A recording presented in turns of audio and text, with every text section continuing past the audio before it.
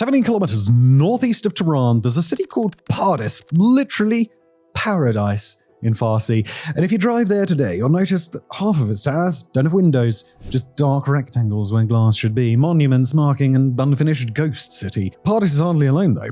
Head 70 kilometers out west and you'll find Hashtgerd, built for 500,000 people, home to 50,000. Reverse course and head northeast, there's Golbahar near Mashhad, 3 decades old, still waiting for residents who never came.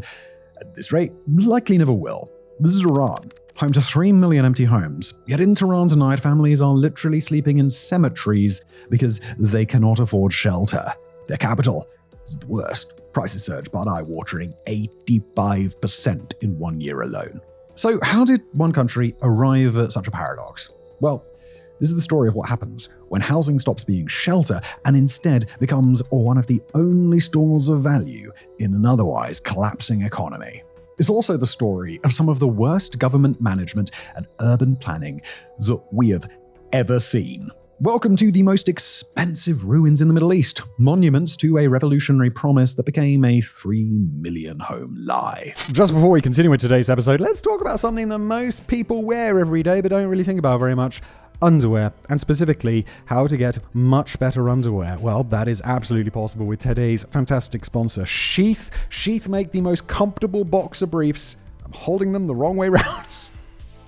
That I have ever worn, that you will ever wear. Best piece of advice I can give. Just grab a pair, don't forget to use my link below, and then the next thing you know, you'll be like, oh no, now I just have one pair of Sheath. And you'll just want to get the laundry done as quickly as possible so you can get back into that pair of sheaths and not wear all of your other underwear that you now regard as extremely crappy. That is what Sheath is about. They have replaced all of my underwear. Now I just have Sheath, all of that other underwear that I thought was perfectly fine. It was all right. It was just fine, like not the most comfortable ever. And now it's just life is better with Sheath. They have a dual pouch system that keeps everything kind of separate. And I was a bit skeptical at first, but it is definitely a nice thing. There's no sticking together. There's no like awkward adjusting. You just got comfort. Plus the fabric is soft. It is stretchy. It is moisture wicking. All of that great stuff. Plus, they now come in bamboo and mesh as well, which is great. So, go to sheath.com/places and use the code PLACES for 20% off your order. That's sheath.com/places, code PLACES. And now back to today's episode. Stand at the edge of any of these failed developments, and the scale becomes overwhelming. In Paradis, 17 kilometers from Tehran, towers stretch into the horizon. Yeah, half of them don't have those windows. In the late afternoon, when the sun hits at just the right angle, you can see straight through some buildings. They're hollow, just concrete frames with nothing inside. The photographer Hashem Shakiri came here in 2019 to document what people back in Tehran were increasingly whispering about, but didn't dare say too loud, lest the regime's secret police overhear. His most memorable pictures show laundry hanging from a single balcony in a building with hundreds of units. One family's clothes drying in the wind, surrounded by well over 100 empty apartments. Down the road, there's a ghostly empty playground with its swing still wrapped in the plastic it was shipped in, slowly degrading in the hot summer sun. Under billboards, Ayatollah Khomeini, smiling benevolently, makeshift fruit stands operate in what was supposed to be a thriving commercial district. They're virtually the only businesses for blocks of residential towers built for tens of thousands, one of the only testaments to the fact that this city actually has any inhabitants at all. Essential utilities were lacking from the start, and given the less than booming population, they seem unlikely to get started at this point. An estimated 260,000 units across these new cities lack reliable water, sewage, heating, or electricity. Paradis, though, was supposed to be the crown jewel of Iran's housing revolution. Paradise, and it enlisted a number of domestic and foreign companies to assist in the project. Turkey's Kuzu Group won what they called the world's largest social housing contract, 37,000 units that would transform the city into a modern paradise for Tehran's working class. All of this sounded good in the beginning, but the reality didn't exactly match the hype. By the time the international sanctions really started biting, the country couldn't make foreign currency payments to the Turkish contractors, and work ground to a halt, leaving thousands of families who had paid deposits in 2011 still waiting for apartments that may never be finished. The pattern repeats 70 kilometers west in Hashtgerd, a city built for 500,000 people. Like we said, just 50,000 people live there. 50,000. A city for 500,000 people and 450,000 of them don't exist. They never showed up. Water to some of the buildings has to be carried up multiple flights of stairs regularly because the infrastructure that was completed, even for the fraction of the population the city was originally designed for, has proven to be just a bit unreliable. The suburban rail line that was supposed to connect the city to Tehran arrived years late, creating something of a lost decade for the city that was heavily dependent on commuters being some of the first to relocate. Once they were in the door, the local economy would be able to take off. At least, that was the plan. Northeast near Mashhad, Iran's second largest city, Golbahar tells an even grimmer story, a ghost town that's been failing for over 3 decades. Built in the 90s to house as many as 240,000 people, it's stuck at a quarter of that initial goal after 30 years of trying. But the ghost cities aren't limited to these massive public housing projects. If you head north from Tehran toward the Caspian Sea, you'll discover a different kind of emptiness, but one that smells of money rather than desperation. Here, along Iran's north coast where the mountains meet the sea, half of the luxury villas are owned by wealthy Tehranis who visit only during brief summer months, transforming what should be a thriving coastal community into seasonal ghost towns that spring to life for just a few weeks each year. These aren't modest vacation homes either. Many are marble-floored mansions with manicured gardens and private beach access, their rooms empty for long stretches of the year, collecting dust while families back in Tehran crowd 8 people into 2-room apartments. Walking through these developments at just about any time of year, save for the peak of summer, feels almost surreal. Entire neighborhoods sit silent, save for the occasional security guard making rounds. The government has periodically floated the idea of taxing these second homes or forcing them onto the rental market, though the few attempts at enforcement have generated negligible revenue and even less of an impact on the market. Given how widespread corruption is in the country and how common it is to do business under the table, this is not exactly surprising. These aren't isolated failures. Iran built 17 new cities over the past 3 decades, most struggling to attract even half their originally planned populations. But to understand how a country with a massive housing shortage ended up with millions of empty units, you need to understand a program whose very name now triggers bitter laughter from families still waiting for homes they were promised years ago. Each winter, outside of Iran's central bank and government buildings in Tehran, the same scene plays out. Protesters hold up signs asking, "Where's my house?" They're people like the employees of the Tehran bus company who had pooled savings to buy apartments through a Mehr housing cooperative, but to date haven't seen any progress. One middle-aged protester explains that he paid for a unit in Pardis back in 2011. It was supposed to be finished in 2 years. Years later, the building was one of the concrete skeletons that we saw earlier. All progress long since halted, and his family was renting a tiny flat in the city instead. Not exactly paradise, is it? These protesters represent tens of thousands of families who sank their life savings into Mehr units that were never delivered on schedule, or, in some cases, never delivered at all. Some have even spent years paying mortgage installments for homes they cannot live in because they do not exist, effectively paying both rent and mortgage. If this seems impossible, then you haven't seen the Maskan-e Mehr program that the country rolled out years ago. Now, back in 2007, then Iranian President Mahmoud Ahmadinejad looked at Iran's housing crisis and decided that it required state intervention on a massive scale. Now, to his credit, the situation was really bleak. Housing was in short supply, and buying was becoming increasingly difficult for people as the economy continued to deteriorate under international sanctions. The solution he rolled out was one of those programs that sounds good on paper. Build more houses across the country, the government would provide free land on city peripheries, the central bank would print money for the loans.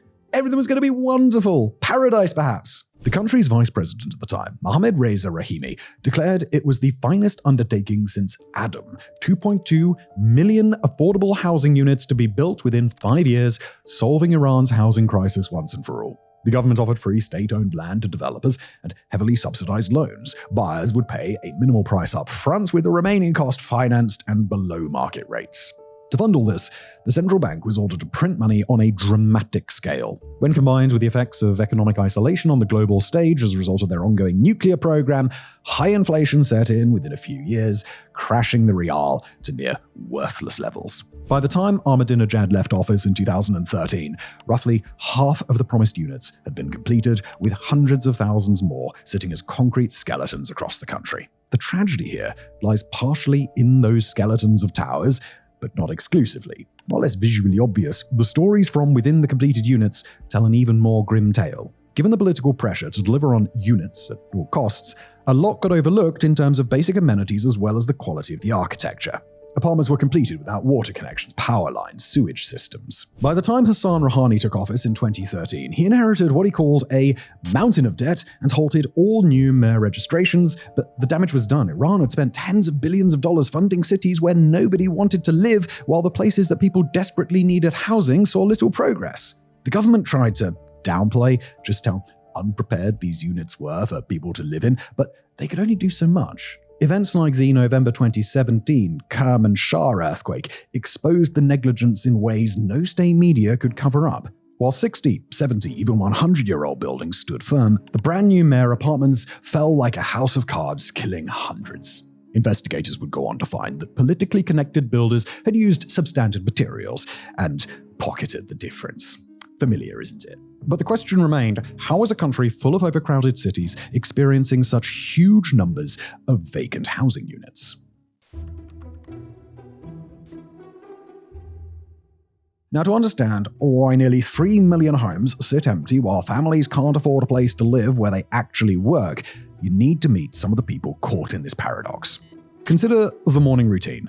Families wake up at 4 a.m. to begin their commute to Tehran, spending hours each day on their way to make a living for themselves and their families. By the time they return home, their children are usually asleep. Parents report feeling like they're barely raising their children, merely working the day away in order to survive. Pardis became a cautionary tale that scared off those who thought about moving there. Who wants to be the first family in a building with 199 empty units where the hallways echo with footsteps and there's no guarantee the elevators are going to ever work? By 2016, local media was calling it the city of nowhere. Once a development gets labeled a ghost town, it becomes a self-fulfilling prophecy. Nobody wants to move to a place that nobody wants to move to. Such sentiments represent the fundamental miscalculation at the heart of Iran's ghost cities. The government built homes where land was cheap, which meant building them where jobs weren't. Tehran, despite being so overcrowded and polluted, is where the work is. The industrial zones, government offices, major businesses, they are all concentrated there. Its 15 million residents generate nearly a quarter of the country's GDP. These new towns were built quite a distance from the city centre. And that sounds great, right? Well, it might have been better if the promised infrastructure to connect them to the city centre actually had materialised. The Hashtagird suburban rail line was supposed to open in 2010, and it finally limped into operation in 2019, nearly a decade late, and long after the city cemented its image as a half-finished, desolate place that no one wants to live in. The highways that residents who did move there had to use were clogged with traffic the closer to the city they got, making multi-hour commutes a regular occurrence. Distance is only one part of the story, though. After the 1979 revolution, Iran's new leadership promoted massive families as both a religious and nationalistic duty. The government heavily restricted access to contraception, lowered the marriage age down to just 13 for girls, and portrayed having 6 children as an act of patriotism. 7 or more was downright heroic. Now, to their credit, this was effective. The population exploded from 37 million in 1979 to 83 million by 2020, with roughly 3/4 of them now living in cities that couldn't possibly accommodate such a huge increase. The government got a late start on expanding housing, but were even more late to the game in terms of recognizing that this trend wasn't continuing forever. Through a variety of factors, Iran's fertility rate has plummeted from being on average over 6 children per woman to just 1.7 today, well below replacement level. Population growth has all but stalled and will soon be reversing course, as with much of the rest of the world. They built cities that were too late for the country's baby boom, and carried on well into their current baby bust. To make matters worse, a long-standing cultural norm in the country is that in order to get married, you have to first own property, an idea that shows that the groom can demonstrate he'll be able to provide housing for his future wife and family. The result is that millions of young Iranians are struggling to afford to marry and start their lives. It is little wonder that marriage, and as a result, birth rates, have plummeted across the country. And who said that Iran and the West don't have things in common?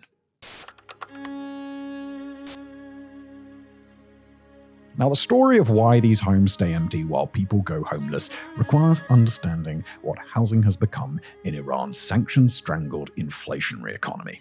With the currency in freefall, keeping your money in a bank account was financial suicide.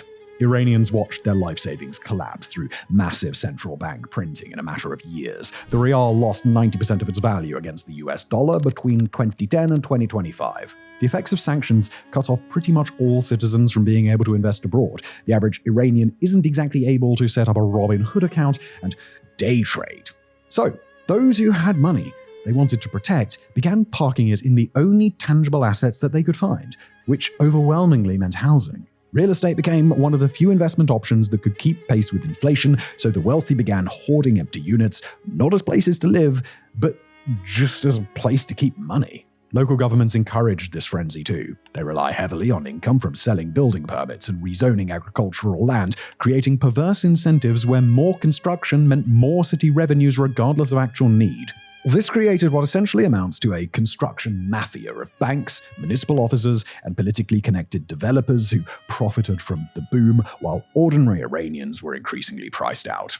Those with the power to do something about it were all making far too much money to stop. The environmental cost is staggering as well. Iran is already one of the most water-scarce nations on Earth, and building cities in deserts that require enormous amounts of water is a logistical challenge that few countries can surmount. Ironically, Iran, in all probability, is one of the few who could have pulled it off had it been for different circumstances. They boast wide literacy rates and a highly educated population, but the government has long prioritized other areas of focus. Drive through any of these ghost cities today, and you'll see the future arriving faster than anyone expected.